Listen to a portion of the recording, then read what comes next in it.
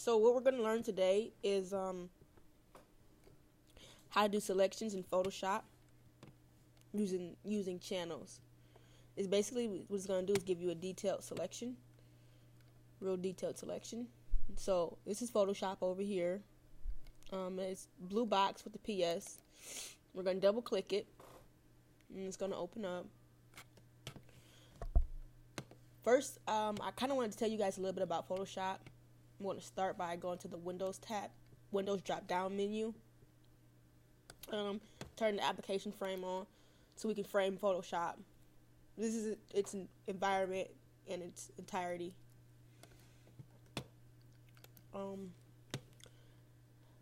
Let's give you a little background information about it. These are the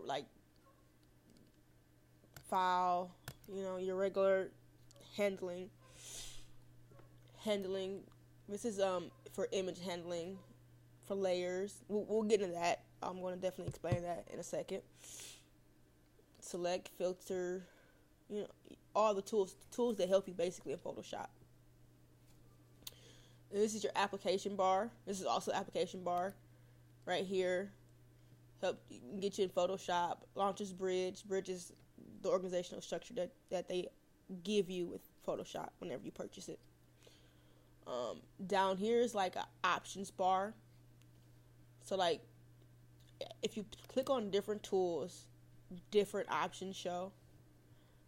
So I'm gonna go to the brush tool, and I can change my brush size.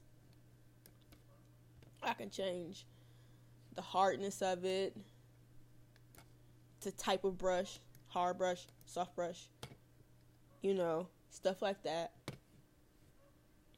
Also, we have the opacity, opacity of an image, basically how much it fades in and fades out, kind of like people do that for watermarks, and the flow, and that's kind of how much is put down. If I was putting down ink, I'll put the flow at 35 if I wanted it not to be as strong, but I'll keep the flow at 100 if I wanted to be how much to put down would be the flow. Excuse me. Over here is the toolbox, the tools, and whatnot. Basically, we have some selection tools right here. The crop tool, the dropper. Down here we have some touch-up tools, some spot healing brush tools. Also, I wanted to show you guys about the tools palette. It can go a long way. So if you're used to working in it like that, or if you never have worked in it before, Photoshop before, this is also a way you can go about it. You can definitely go about it like that. And basically that's preference. And those two arrows right there make it either long or doubled. If it has a little arrow, there's always a tool in the back of it, or in the front of it. Don't be afraid to push down the arrow and see what's underneath there, play around or whatnot.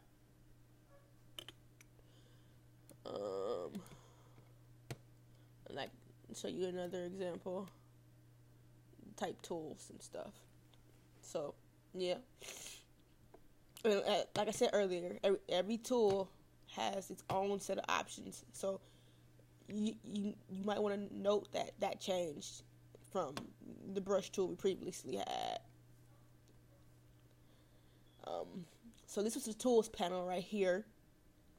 The other panel that we have are some color panels, some adjustment panels, and then basically layers, channels, and mask and paths panels. Sorry.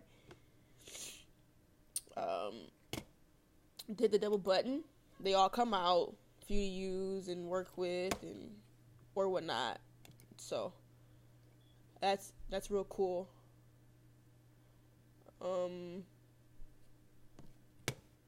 However, I don't really want to use them all. Today I'm kind of want to use certain ones, and all you have to do is basically click it, if I want just the layer channels and paths to come out and not, the color swatches and styles. I may not be dealing with color today. I may not want to do that. Okay.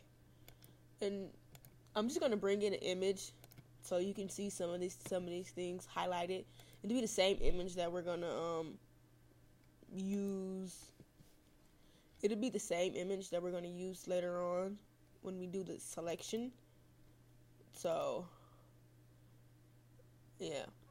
So now that image just came in, I'm gonna go to the layers panel and show you that it's in the layers panel. It's the background image and it's locked. And it's not a smart object, but it is an image in itself. Or, Okay. And now, if we go back to some of these tools, or go up here to some of the options we have, they're not all hollowed out and everything. We can go up here and use things depending on what we want to do. So that's like a brief overview of Photoshop. Let's go over it one more time, just for goodness sakes. Up here are the application bar.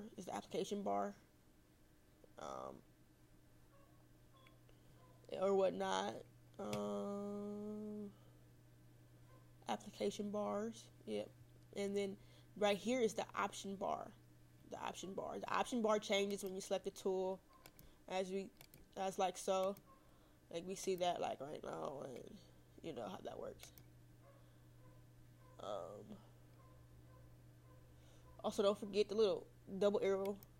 It goes up and down for it, to give you more space. If you want to see your screen or not. And over here, we have our layers, channels, and paths. And depending on what we're trying to do, if we need to call upon those, they're to the side. There are a ton of other windows that we can bring up just by going to the Windows tab menu, drop down menu, and what we'll do is bring up history. And it shows you what I've done. I've opened up the image. I haven't done anything to it, but like, see if I was to drop some paint on it. You see how it says paint bucket right there? It's a great tool. I want to say it goes back like 20 or 30 steps, not too sure, but great thing. And if I want to go back one step, that's all I have to do, to click back one step. And if I want to keep it out, and it came, since I checked it, since it has a check by it now, it's now on the side of the screen with all the other panels that we have, the layers, the channels. It's there because I put a check mark by it telling it that I wanted it to be open.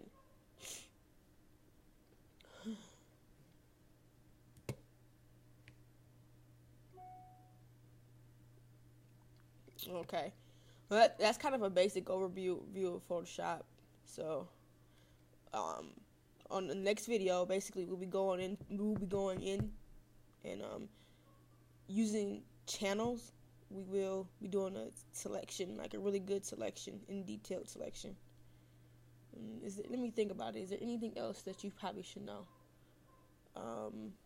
These are your foreground,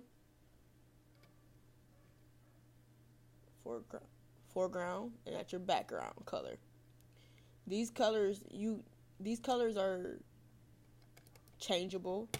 You see the little eyedropper?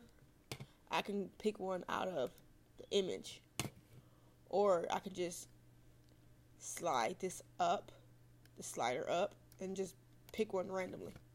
And when you hit OK, it changes the color of the eyedroppers. Now these two little guys right here, if you double click them, they set the foreground and black background color to black and white.